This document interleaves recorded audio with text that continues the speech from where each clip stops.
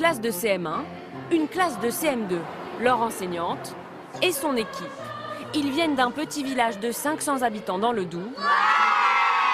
Pour ces enfants âgés entre 9 et 11 ans, un voyage au grand air, une fabrique à souvenirs.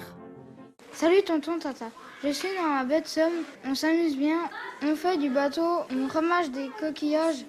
Le paysage est beau. Jules. Au programme ce matin, cerf-volant. Et à voir le sourire des enfants, ils préfèrent tous être ici plutôt qu'à l'école.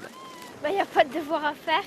On peut s'éclater, on a la mer juste à côté et on a plein d'activités tous les jours. Au total, 26 élèves. Pour 5 d'entre eux, c'est leur premier séjour en bord de mer. Pendant une semaine, il n'y aura pas classe, mais la maîtresse l'assure.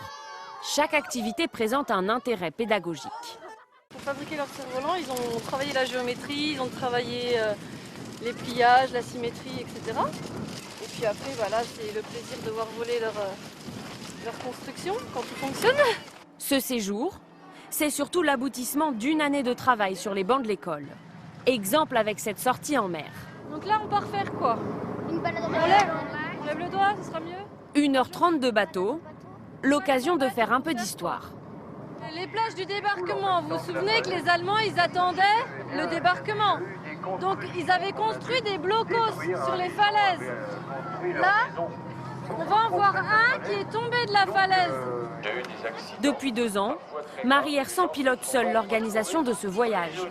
Beaucoup de travail en dehors des heures de cours, de quoi décourager les enseignants. Pas étonnant que depuis 15 ans, le nombre de classes vertes ait diminué de 30%.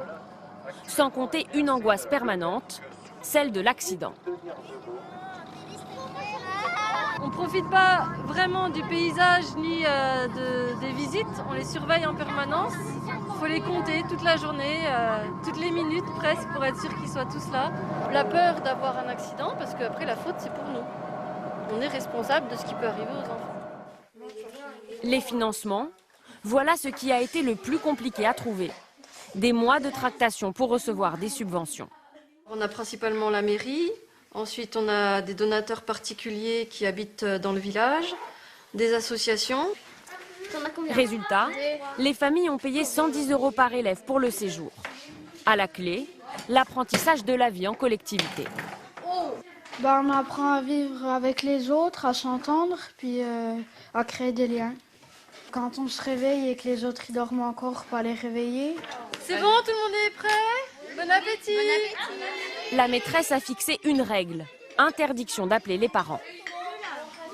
Le but c'est aussi d'apprendre l'autonomie, de se responsabiliser tout seul, de grandir un petit peu, de vivre avec les autres, de se séparer un petit peu de papa-maman pendant 5 jours. Une semaine pour grandir un peu plus, découvrir un environnement nouveau. Des moments de vie destinés à rester gravés dans leur mémoire.